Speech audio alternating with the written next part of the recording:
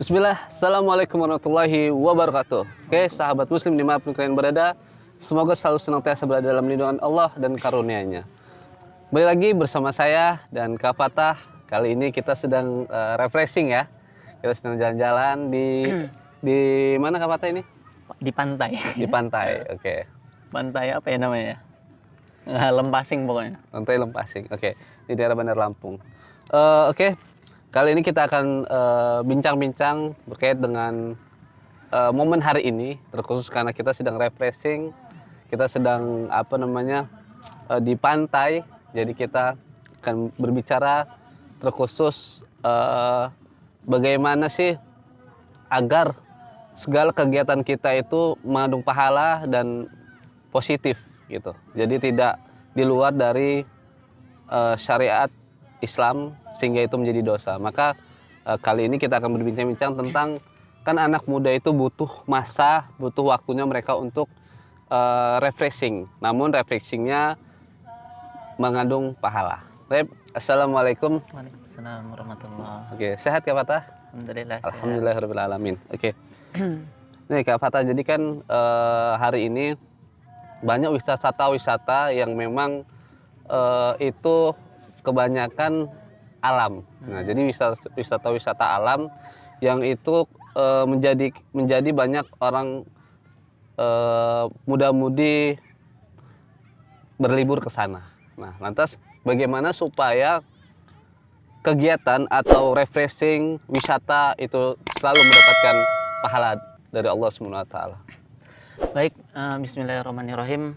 Hari ini kita berada di Pantai Sukajaya. Sukajaya. Sukajaya. Daerah Lempasing, Bandar Lampung. Tentunya kan kita kesini sekarang tanggal 2 Januari, Bang ya. Iya. Tanggal 2 ya. Tentunya kita kesini bukan merayakan apapun. Bukan karena tahun baru kita kesini gitu kan, enggak. Ya kita hanya rihlah aja jalan-jalan gitu. Kemudian tadi yang Bang Ridho tanyain gimana sih caranya supaya kita itu jalan-jalan tapi tetap dapat pahala. Ya kita jalan-jalan itu tujuannya ya tetap satu, mengharap ridho Allah Subhanahu wa taala. Ya kita kemanapun, ke gunung, kita ke pantai, kita ya ke tempat-tempat yang indah gitu lah. Ya itu sekali lagi kita dengan tujuan untuk mentadaburi ciptaan-ciptaan Allah. Jadi kan nggak mungkin ada air sebanyak ini gitu di bumi ini, nggak mungkin langit sama bumi itu nggak bersentuhan gitu kan. Itu kan nggak mungkin kecuali ada yang menciptakan. Nah itu semua tentunya atas ciptaan Allah Subhanahu wa taala. Adapun ya harus kita perhatikan kalau kita mau jalan-jalan juga tentunya dalam kegiatan jalan-jalan kita itu apa aja gitu. Mungkin di dalamnya ada kegiatan apa aja. Kalau udah ada kegiatan musik-musik, minum-minum, habis itu ada berbaurnya antara lawan jenis itu ya salah gitu. Karena kan itu melawan atau berbenturan dengan batasan-batasan syariat kita. Kan di dalam syariat Islam itu kan ya pacaran nggak boleh gitu kan. Habis itu minum-minuman juga nggak boleh. Habis itu musik-musikan juga nggak boleh gitu. Kalau udah kita jalan-jalan kegiatannya jam 8 sampai jam 10 pembukaan. Jam 10 sampai jam 12 musikan, dugeman. Nah, itu kan ya nggak bisa dihitung rihlahnya itu buat mendapatkan pahala gitu. Seperti itu. Tapi kalau dibuat agenda acaranya diantaranya adalah adat nasihatnya dulu, tausiahnya seperti itu. Mungkin dari jam 8 sampai jam 10 itu pembukaan sekalian tausiah, arahan gitu. Mengingatkan bahwasannya seluruh yang ada di bumi ini adalah ciptaan Allah Subhanahu wa taala tanpa terkecuali. Semua itu ciptaan Allah. Kemudian setelah itu mungkin kita jebur main air gitu. Itu juga ya bakalan dihitung pahala gitu. Karena kan sesuai tujuan awalnya. Tapi kalau tujuan awalnya udahlah rangkaian kegiatannya dibuat ada musiknya, ada minum-minumnya, nanti malam mungkin ada campur baur antara lawan jenis. Nah itu, waduh, itu mau dapat pahala dari segi mana gitu kan? Yang ada malah dapat dosanya. Seperti itu. Juga Allah Subhanahu wa taala banyak berfirman di dalam Al-Qur'an, yaitu di antaranya Allah menciptakan langit dan bumi, kemudian Allah menciptakan lautan, gunung-gunung dan lain sebagainya. Ya sini kita bisa lihat lah itu ada laut, ada air. Nggak kebayang di bumi ini kan lebih banyak air daripada daratan ya. Nggak kebayang kalau misalkan air itu Allah tumpahkan ke bumi kita gitu, maksudnya ke daratan-daratan kita, berarti kan tenggelam gitu Tenggelam. bumi kita kan, seperti itu ya. Kita tujuannya ke sini sekali lagi untuk mengingat Allah, memohon ampunan kepada Allah gitu. Karena ya udah banyak berita bencana di mana-mana Bang ya. Betul. Nah, itu kan salah satu bencana-bencana itu kan salah satu dari tanda-tanda hari kiamat kecil seperti itu. Sebelum nanti datang 10 tanda kiamat besar gitu. Seperti itu. Mungkin itu Bang. Itu dulu. Oke, kan ada nih yang apa namanya,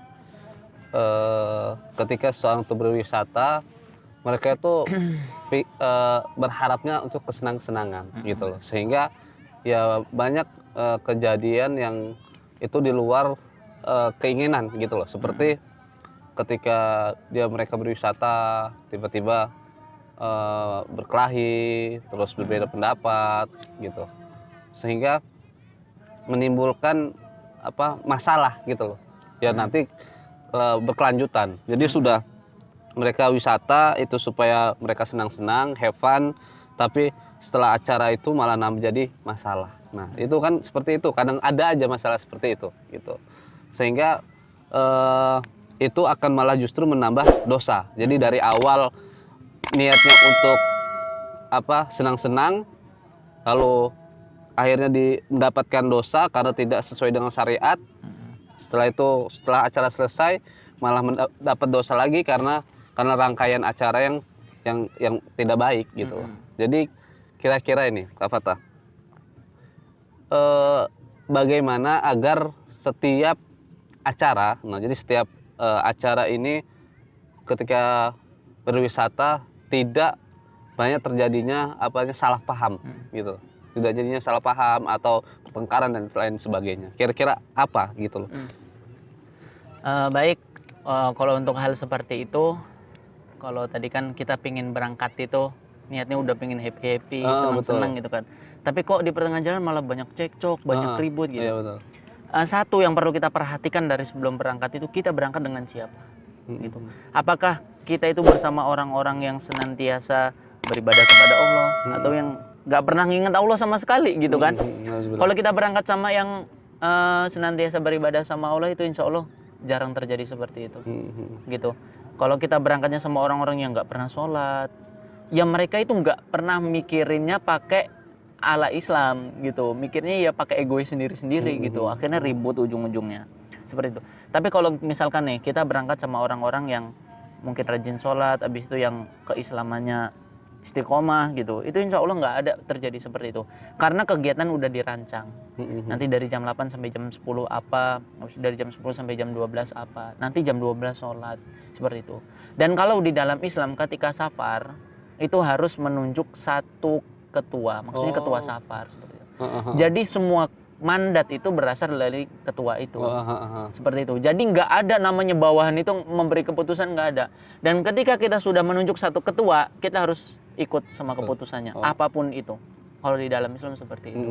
Jadi nggak bisa keputusan sendiri-sendiri gitu, enggak. Nah itu tujuannya seperti itu apa? Biar kita itu semuanya satu tujuan. Dan tentunya tadi yang sebenarnya yang perlu diperhatikan dari pertama adalah kita berangkat dengan siapa. Kita jalan-jalan itu dengan siapa? Apakah dari kalangan orang-orang yang rajin beribadah, apakah kalangan taklim, apa ya orang-orang nongkrong doang gitu. Kalau orang-orang nongkrong doang kan jarang gitu yang acara agendanya dibuat seislami mungkin gitu. Mungkin kalau waktu zuhur sholat atau ada tausiahnya itu kan jarang. Iya, betul. Tapi kan kalau kita sama orang-orang yang rajin ibadah, itu insya Allah jalan-jalan kita berkah gitu. Karena kan tujuannya ya itu tadi, sekali lagi mengharap ridha Allah Subhanahu wa taala. Itu aja Bang yang perlu diperhatiin, yaitu tadi. Dengan siapa kita pergi gitu. Karena ya kan selama ini yang kita bahas itu tentang remaja gitu ya, tentang pengaruhnya terhadap zaman sekarang kan. Ya sekali lagi itu almar'u ala dini khalilihi falyanzur ma'aman yukhalil. Sesungguhnya agama seseorang itu tergantung pada agama temannya. Maka hendaknya ia melihat kepada siapa ia berteman. Kalau kita jalan-jalannya sama orang yang ahli ibadah, sama orang-orang yang rajin ibadah, insya Allah kita akan ketularan. Tapi kalau kita jalan-jalannya sama orang yang kurang, ya Kalau kita bisa nahan diri ya alhamdulillah, tapi kalau kita sampai tertular, nauzubillah. Seperti itu. Iya. Mungkin seperti itu. Oke. Jadi seperti itu ya teman-teman sahabat muslim. Jadi memang ketika kita sudah memiliki keimanan, kekuatan, dan disekelilingi dengan orang-orang yang soleh, orang baik, maka segala sesuatu insya Allah akan baik gitu. Sesuai dengan syariat gitu ya. Jadi sesuai dengan agama kita mengajarkan bahwa agama Islam itu rahmat untuk seluruh. Jadi sampai ketika orang ingin jalan-jalan, kita ingin jalan-jalan wisata kemanapun itu saja sudah diatur gitu. Harus memiliki satu ketua gitu. Jadi yang akan mengkoordinir, yang akan menghandle gitu kan. Jadi seperti itu. Jadi sampai seperti itunya.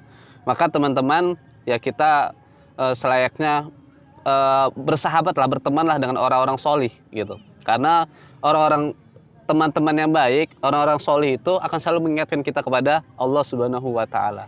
Nah, maka seperti itu ya mungkin seperti itu ya teman-teman. Jadi semoga untuk kita bisa memiliki teman-teman gitu ya. Bahkan teman-teman itu bisa menjadikan syafaat ya. Iya, betul. Gitu.